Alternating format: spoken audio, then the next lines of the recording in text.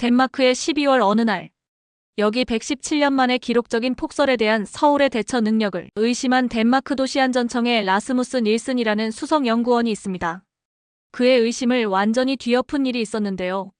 폭설 속에서도 완벽하게 작동하는 재난 대응 시스템과 시민들의 자발적인 참여로 도시가 정상적으로 운영되는 모습에 그는 깊은 감동을 받았습니다. 이것이야말로 미래 도시의 청사진입니다. 라며 찬사를 보낸 라스무스 닐슨은 지금 전 세계에 서울의 혁신적인 재난 대응 사례를 알리고 있습니다. 첨단 기술과 성숙한 시민의식이 만들어낸 서울의 기적, 지금 그 이야기를 시작합니다. 그리고 잠깐 더 많은 감동적인 이야기와 재미있는 콘텐츠를 놓치지 않으시려면 지금 바로 구독과 알림 설정을 해주세요. 여러분의 관심이 저희 채널에게 큰 힘이 됩니다. 안녕하세요. 저는 덴마크 코펜하겐 도시안전청의 라스무스 닐슨입니다. 40년간 도시 안전을 연구해온 수석 연구원이지만 서울에 첫 발을 내딛는 순간 가슴이 설렜습니다. 저를 이곳으로 이끈 건 최근 코펜하겐이 겪은 끔찍한 폭설 사태였죠. 기후변화로 인해 덴마크도 이제 극심한 폭설을 겪고 있는데 저희 도시는 아직 이에 대한 대비가 부족했어요. 지난 겨울 코펜하겐은 기록적인 폭설로 도시 전체가 마비되었습니다.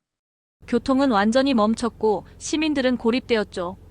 도시안전청의 전화벨은 쉴 새 없이 울렸지만 저희는 속수무책이었어요. 제설 차량은 턱없이 부족했고 남아있는 얼마 안 되는 제설 차량마저 어디로 보내야 할지 판단하기 어려웠습니다. 시민들의 신고는 넘쳐났지만 그것을 효율적으로 처리할 시스템도 없었죠. 최악의 상황에서 저는 제 자신이 얼마나 무력한지 뼈저리게 깨달았어요. 그때 우연히 접한 서울의 폭설 대응 뉴스는 저에게 큰 충격을 주었습니다. 117년 만에 폭설 속에서도 질서정연하게 움직이는 도시. 마치 다른 세계의 이야기 같았죠. 뉴스 속 서울의 모습은 제가 꿈꾸던 이상적인 도시 방제 시스템 그 자체였어요. 그곳에 답이 있을 거란 확신이 들었습니다. 서울행 비행기에서 창밖을 내다보며 끊임없이 고민했어요. 과연 서울의 시스템이 저희 도시에 답을 줄 수 있을까요? 착륙 직전 기내에서 본 서울의 전경은 인상적이었습니다.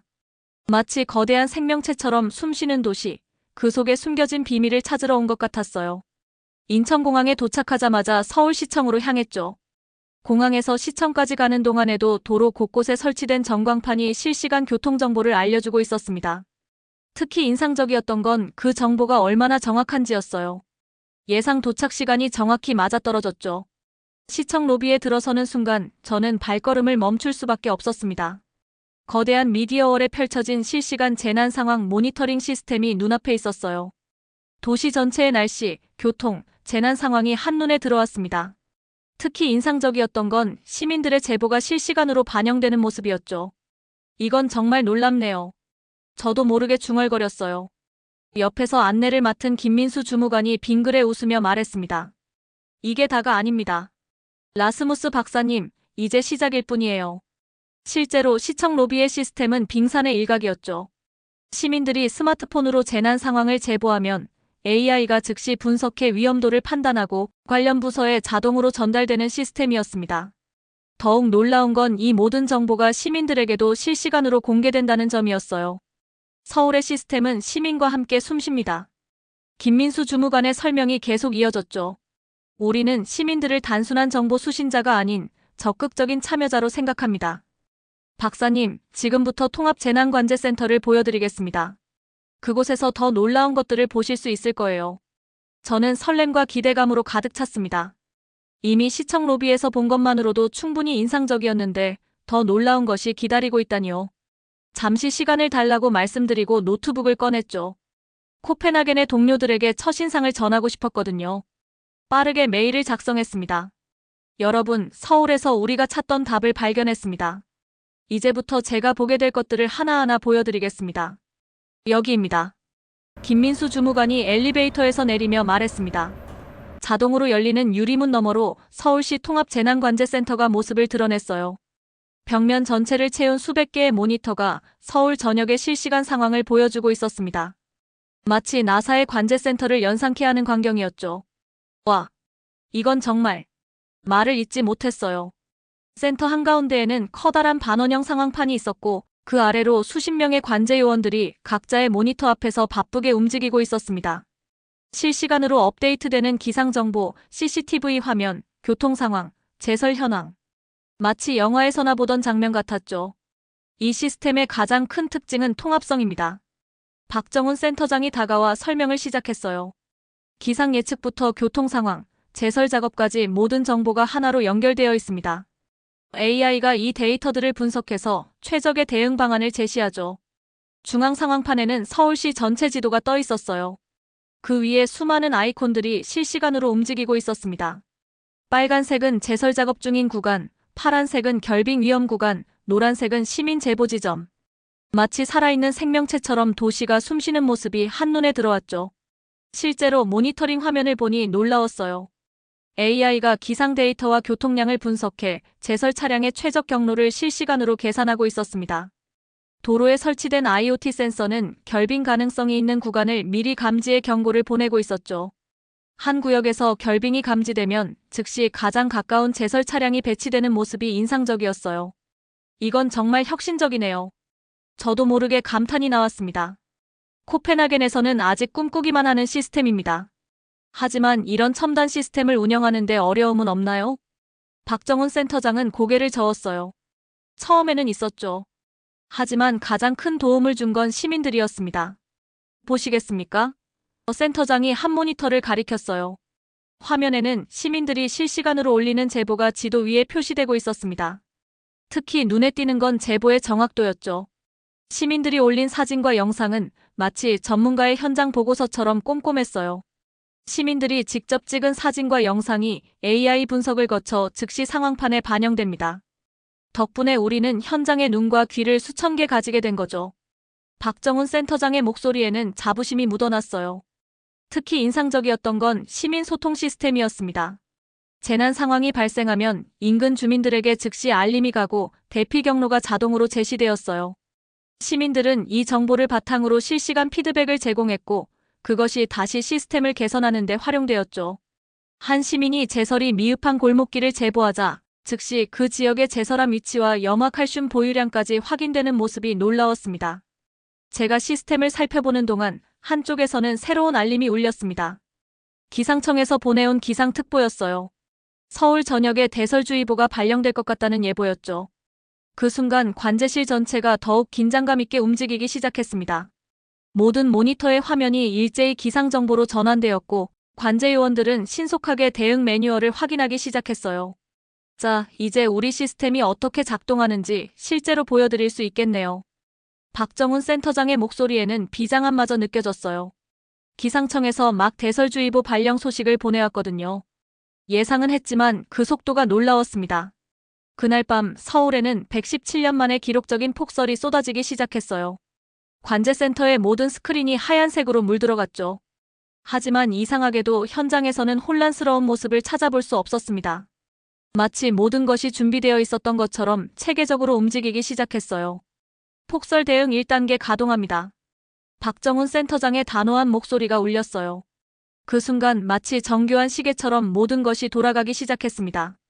이미 배치된 제설 차량들이 일제히 움직이기 시작했고 대기 중이던 인력들이 각자의 위치로 신속하게 이동했죠. 가장 놀라웠던 건 이 모든 것이 예측되어 있었다는 점입니다. AI가 기상 데이터를 분석해 폭설이 시작되기 훨씬 전부터 준비를 시작했더군요. 제가 도착했을 때 이미 염화칼슘은 주요 도로에 뿌려져 있었고 제설 차량들은 전략적 위치에서 대기하고 있었습니다. 시민들에게 알림이 전송됐습니다. 관제요원 한 분이 보고했어요. 모니터를 보니 서울 전역의 시민들에게 실시간 제설 현황과 함께 시민 협조 요청이 전달되고 있었죠. 그리고 그 즉시 놀라운 일이 벌어졌습니다. 도시 곳곳에서 시민들이 자발적으로 움직이기 시작한 거예요. CCTV를 통해 보이는 광경이 믿기지 않았습니다. 상점 주인들이 가게 앞을 쓸고 주민들이 골목길에 모여 함께 눈을 치우고 있었죠. 코펜하겐에서는 상상도 할 수 없는 광경이었어요. 저기 보세요. 김민수 주무관이 한 CCTV 화면을 가리켰습니다. 작은 분식집 주인이 눈을 치우다 잠시 가게 안으로 들어갔다가 따뜻한 어묵, 국물을 들고 나와 제설 작업을 하던 이웃들에게 나눠주고 있었어요. 그 모습에서 저는 왠지 모를 감동을 느꼈습니다. 실시간 제설 현황 지도는 시시각각 변화했어요.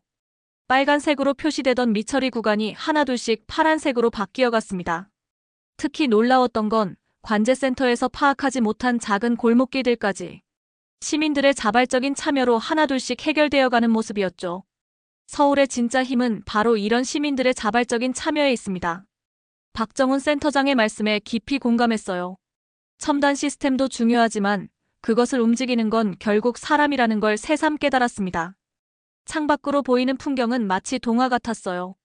하늘에서 쏟아지는 한방눈 속에서 시민들은 서로를 돕고 있었습니다. 누군가는 어르신의 발걸음을 조심스레 부축하고 또 누군가는 출근길 회사원들을 위해 계단에 눈을 치우고 있었죠. 순간 작년 코펜하겐의 모습이 떠올랐습니다. 도시는 마비되었고 시민들은 각자 도생해야 했죠. 제설 시스템은 붕괴되었고 도시안전청은 비난의 중심에 서 있었어요. 그때의 무력감과 좌절감이 아직도 생생한데 서울은 완전히 다른 모습을 보여주고 있었습니다. 박정훈 센터장님, 질문이 있습니다. 제가 입을 열었어요. 어떻게 이런 시민 참여 시스템을 만들 수 있었나요? 박정훈 센터장은 빙그레 웃으며 대답하셨습니다. 직접 현장에 나가보시죠. 시스템의 진정한 힘은 현장에 있으니까요. 박정훈 센터장의 제안에 저는 망설임 없이 고개를 끄덕였습니다. 영하 10도를 넘나드는 한파 속에서도 도시는 숨쉬고 있었어요. 관제센터를 나서자마자 저는 서울의 또 다른 모습과 마주하게 됐죠. 가장 먼저 눈에 띈 건 동네 슈퍼마켓이었습니다. 새벽부터 나와 가게 앞을 쓸고 있는 주인 할아버지의 모습이 보였어요. 손님들이 미끄러질까 걱정돼서요. 할아버지의 말씀에 저는 가슴 한켠이 뭉클해졌습니다. 코펜하겐에서는 누가 책임질 것인가를 두고 논쟁하느라 아무도 발벗고 나서지 않았던 일이 떠올랐죠. 대형마트도 달랐어요.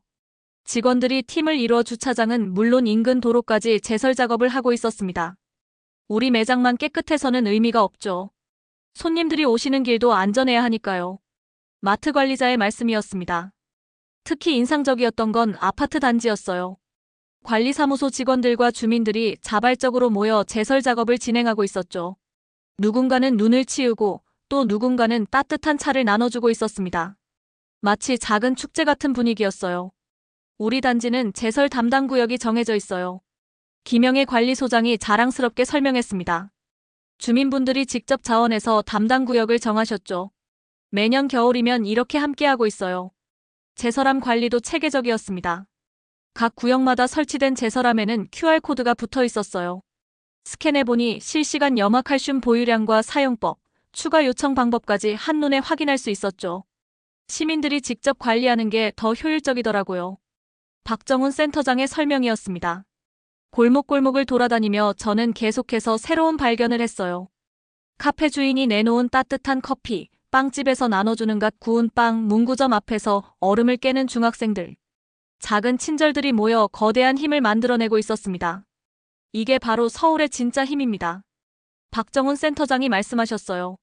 첨단 시스템도 중요하지만 이런 시민들의 자발적인 참여가 없었다면 불가능했을 거예요. 한 구청 공무원은 스마트폰으로 실시간 제설 현황을 확인하며 시민들에게 염화칼슘을 배포하고 있었습니다. 시민분들이 필요한 곳을 가장 잘 아시니까요. 저희는 그저 도구를 제공할 뿐이죠. 현장에서 마주한 서울의 모습은 관제센터에서 본 것보다 더 감동적이었어요.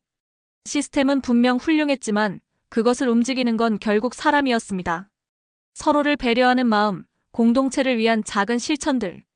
이것이야말로 제가 찾던 진정한 해답이었죠. 노트북을 꺼내 서둘러 기록했습니다. 코펜하겐 시의회에 전할 제안서의 첫 줄을 수정해야겠어요. 최첨단 시스템 도입보다 더 중요한 게 있다는 걸 알게 됐으니까요. 박정훈 센터장이 궁금한 듯 물었습니다. 어떤 내용으로 수정하실 건가요? 시스템은 도구일 뿐 진정한 도시의 힘은 시민에게서 나온다. 이렇게 쓰려고 해요. 제 말에 박정훈 센터장이 고개를 끄덕였습니다. 그런데 박사님, 아직 보여드리고 싶은 게 더 있습니다. 지금부터가 서울의 진짜 아름다움이에요. 박정훈 센터장의 말씀대로였습니다. 새벽 5시, 아직 칠흑같이 어두운 거리에서 저는 서울의 또 다른 모습을 목격했어요. 주택가 골목길에서 허리 굽은 할아버지가 조용히 눈을 쓸고 계셨습니다. 어둠 속에서도 골목길 구석구석을 꼼꼼히 살피시는 모습이 인상적이었죠. 매일 아침 이렇게 하신다더군요. 옆에서 김민수 주무관이 설명했어요. 우리 동네 이용원 원장님이세요. 새벽 운동 삼아 하신다고 하시지만 사실은 출근하는 젊은이들 걱정되어서 하시는 거죠. 어르신의 모습을 지켜보며 저는 문득 작년 코펜하겐에서 있었던 일이 떠올랐습니다. 폭설이 내렸을 때 모두가 자신의 앞만 신경 썼던 모습. 하지만 서울은 달랐어요. 여기서는 나이와 세대를 넘어 모두가 서로를 위해 움직이고 있었죠. 시간이 흐르며 거리는 점점 더 활기를 띠기 시작했습니다. 등교하는 중학생들이 할아버지의 제설 작업에 자연스럽게 동참했어요. 할아버지, 저희가 여기 할게요. 학생들의 목소리가 경쾌하게 울렸습니다. 특히 감동적이었던 건 이런 광경이 서울 전역에서 동시에 벌어지고 있다는 사실이었죠. 관제센터의 CCTV를 통해 우리는 도시 곳곳의 모습을 볼 수 있었어요. 회사원들은 출근길에 잠시 멈춰서서 제설 작업에 동참했고 그 모습을 본 다른 시민들도 하나둘씩 합류했습니다. 봐주세요. 이게 바로 서울식 제설 작업입니다. 박정훈 센터장이 자부심 가득한 목소리로 말씀하셨어요. 누가 시키지 않아도 젊은이부터 어르신까지 모두가 자발적으로 참여하는 거죠. 한 아파트 단지 앞에서는 더욱 놀라운 광경이 펼쳐졌습니다. 주민들이 제설 작업을 하는 동안 경로당 할머니들이 따뜻한 차와 간식을 나눠주고 계셨어요.